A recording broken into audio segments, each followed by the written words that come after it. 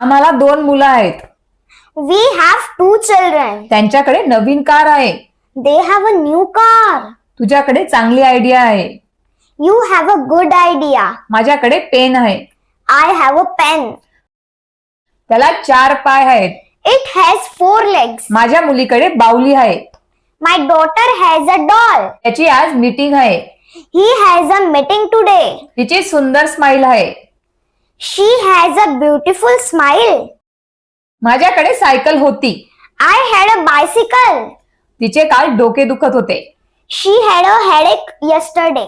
पुढच्या आठवड्यात आम्हाला सुट्टी असेल. We will have a holiday next week. तिच्याकडे लवकरच नवीन फोन असेल.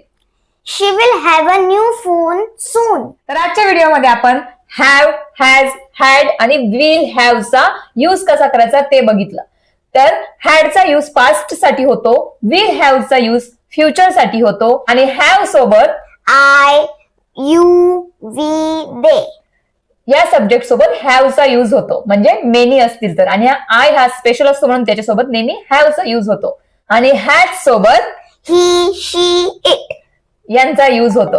अशा सोप्या इंग्रजी ट्रिक्स साठी आम्हाला फॉलो करा आणि हा व्हिडिओ सेव्ह करायला विसरू नका. Thank you.